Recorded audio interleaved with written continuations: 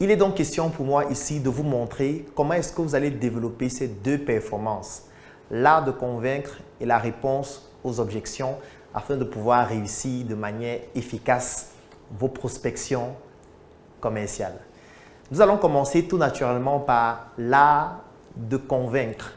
Parce que bien évidemment, si vous voulez convaincre un prospect et le transformer en client, vous devez utiliser cet art qui vous permet de pouvoir le convaincre de manière optimale. Et lorsqu'on parle d'art, on parle d'un apprentissage. Lorsqu'on parle d'art, on parle de méthodologie. Lorsqu'on parle d'art, on parle de technique. Lorsqu'on parle d'art, on parle de préparation. Lorsqu'on parle d'art, rien ne se fait de manière spontanée. Lorsqu'on parle d'art, parfois cela nécessite une préparation sur plusieurs années. Ça nécessite beaucoup d'agilité, ça nécessite beaucoup de dextérité. Lorsqu'on parle d'art, en réalité, on parle de la finesse, on parle de l'excellence. La question que je voudrais vous poser est celle de savoir, est-ce que vous êtes fin dans ce que vous faites? Est-ce que vous êtes excellent dans ce que vous faites? Est-ce que vous prêtez une attention particulière sur les détails de tout ce que vous faites? Est-ce que vous prenez du temps pour vous améliorer, pour vous développer, pour étudier, pour progresser, pour toujours et continuellement améliorer tout ce que vous faites? Est-ce que vous avez cette discipline au quotidien? Si vous n'avez pas cette discipline, ce sera difficile pour vous d'avoir l'art de convaincre. Parce que convaincre, c'est un art. Et cet art se matérialise à travers votre attitude, votre comportement, votre manière de faire, votre manière d'être, votre savoir-être, votre savoir-faire, votre faire savoir. Et surtout, un travail profond sur vous-même. Parce que pour convaincre, il faut être convaincant. C'est la première étape, vous devez vous imaginer. Je ne viendrai pas vous raconter, voici les techniques pour convaincre, voilà comment convaincre tous les prospects que vous rencontrez, voici les miracles, voici les astuces secrètes à utiliser qui vont vous permettre de convaincre tout ce qui bouge, même les plantes. Non, il n'y a pas de magie pour convaincre les gens. S'il y avait des coris, s'il y avait un produit dans lequel il y a les coris qu'on prend juste et puis on lance et ça commence à convaincre les gens, c'est que cette formation n'aurait pas d'utilité. Convaincre demande d'être soi-même quelqu'un de convaincant. Et vous devez être convaincant par rapport à votre produit. Vous devez être convaincant par rapport à votre service. Imaginez-vous un seul instant. Vous vendez des formations en anglais. Vous vous placez devant pour pouvoir convaincre des gens à adhérer à une formation en anglais que vous proposez comme service. Et quand vous vous mettez devant, vous parlez en français.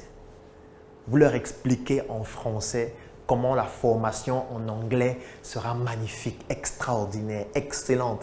Comment est-ce que cette formation en anglais que vous êtes en train d'expliquer en français va leur permettre de réaliser des prouesses inédites. Et en 3 mois, ils vont commencer à parler anglais comme des Anglais ou comme des Américains. Est-ce que vous êtes cohérent?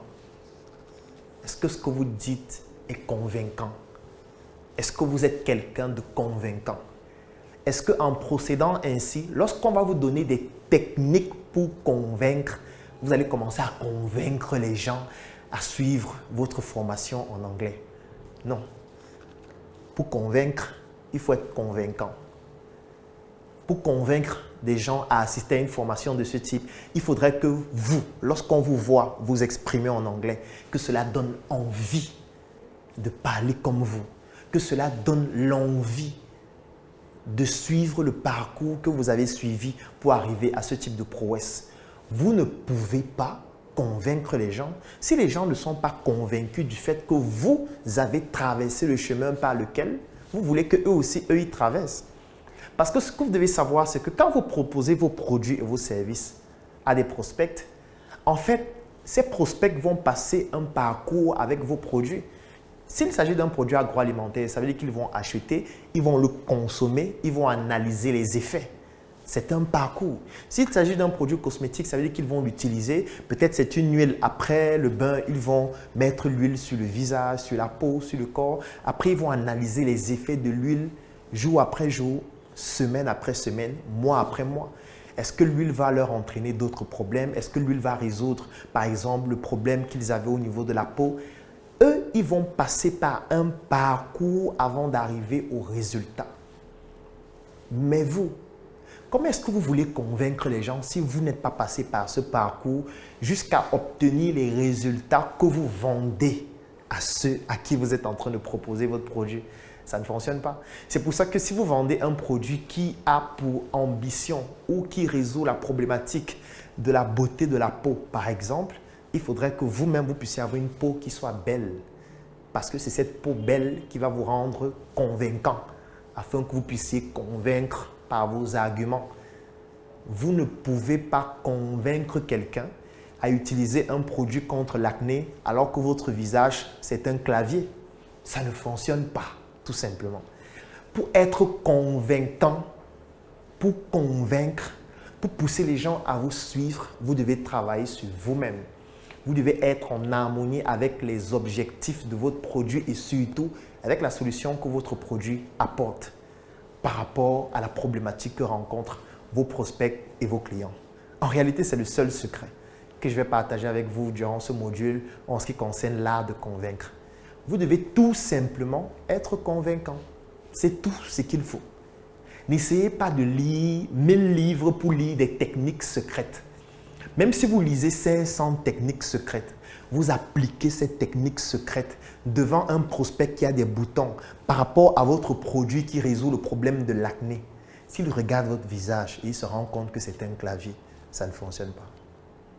Il n'y a aucune technique magique qui peut pallier au fait que vous ne soyez pas quelqu'un de convaincant.